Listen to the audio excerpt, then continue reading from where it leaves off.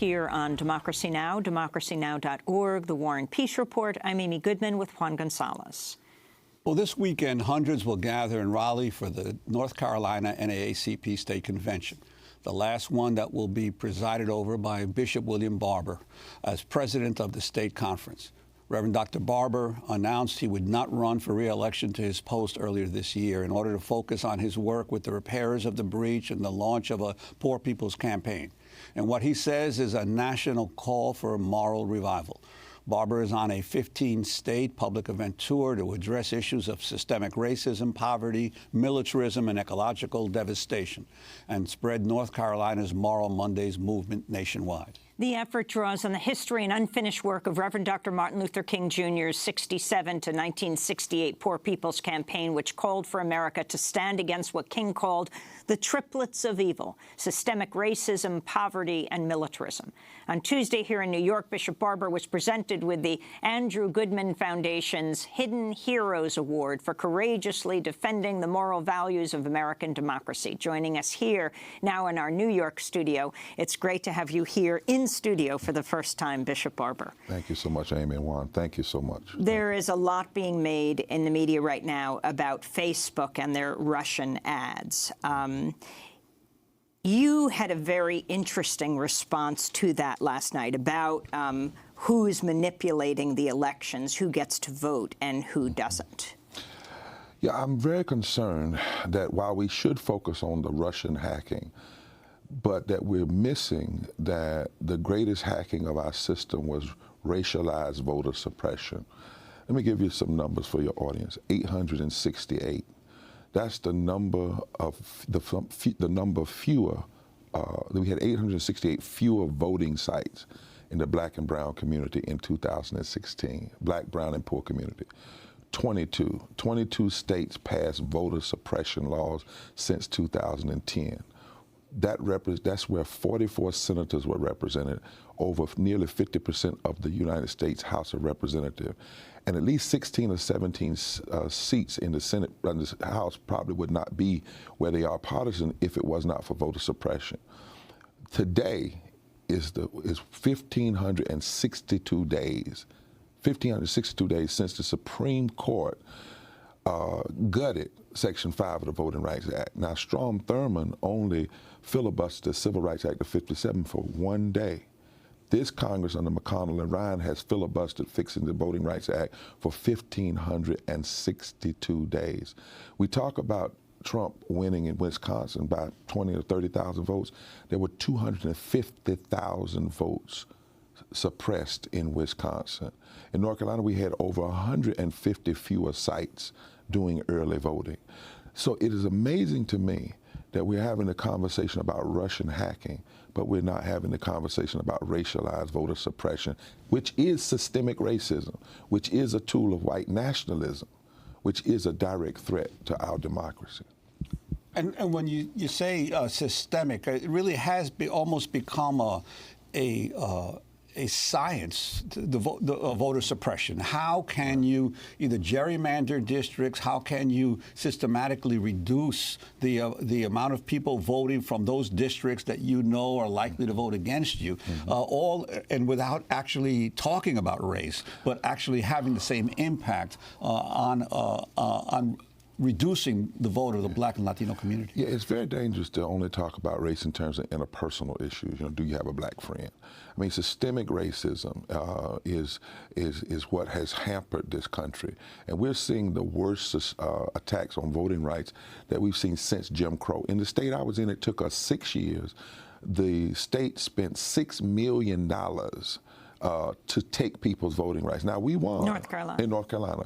And the Supreme Court, the Roberts Supreme Court, agreed unanimously twice that the gerrymandering in North Carolina and the voter suppression, not photo ID, but taking away same-day registration, early vote, was systemic voter suppression. Now, interestingly enough, Amy and Juan, Trump and the two senators from North Carolina are trying to put a guy by the name of Farr, F-A-R, Farr, on the federal court And Farr is the attorney who led the fight for voter suppression and supported Jesse Helms in all of his racial tactics.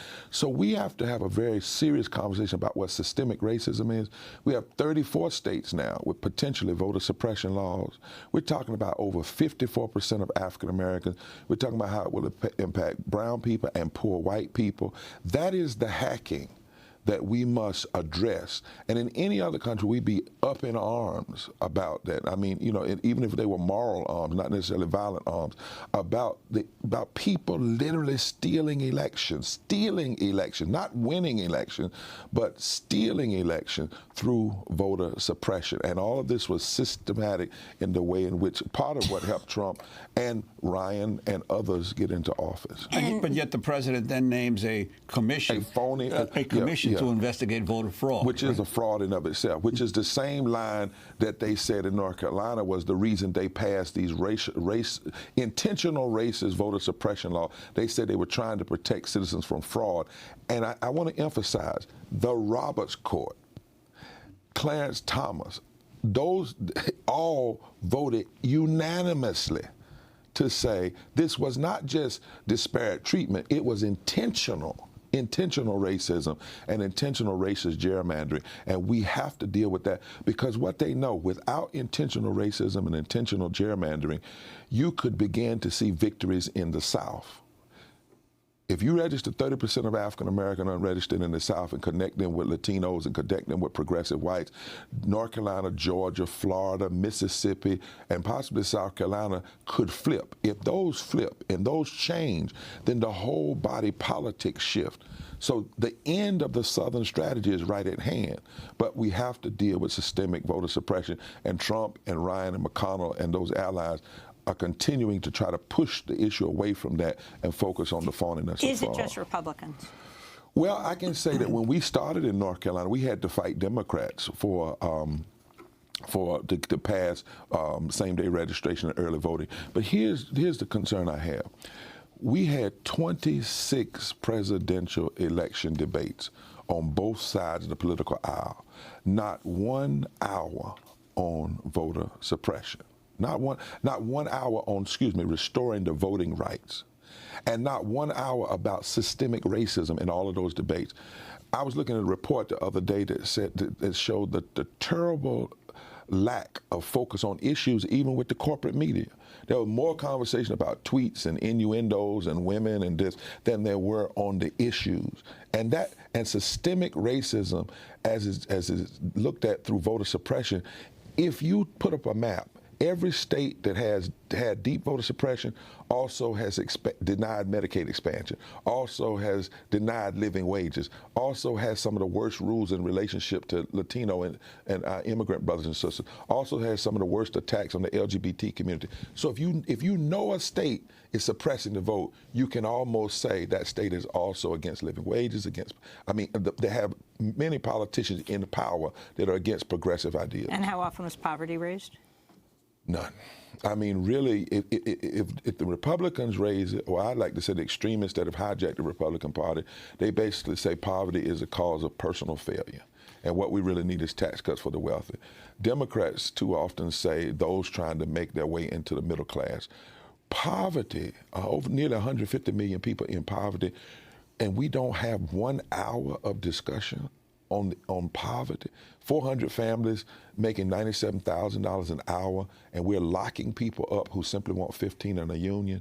That's a moral travesty. Well, I'm wondering if you could talk about your decision to resign as the head of the North Carolina NAACP to focus more on on a new poor people's campaign. Yeah.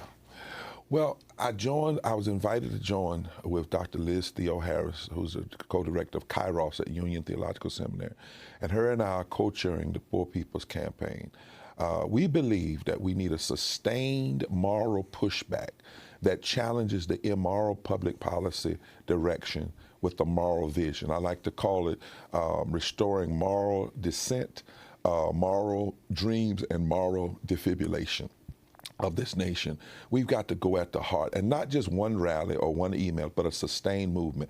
And we need to focus on systemic racism, poverty, ecological devastation, and the war economy, and our whole moral narrative. It is amazing to me that we're not dealing with these issues, healthcare, poverty, racism, as moral issues, not Democrat or Republican, not left versus right. And so we've begun in a 15-state tour, organizing, because it has to be from the bottom up. It has to be black, white, and brown, and native, and young, and old, and gay, and straight, and people from Appalachia, and also people from the urban areas. And that is happening, Juan and Amy. It is happening. And people are engaging. And it has to include nonviolent, but not non-confrontational civil disobedience. We're planning, I won't say it all this morning because we got a big announcement, but 25 states, the District of Columbia, people are coming together for a sustained period of time, over 40 days, to change the moral narrative in this country.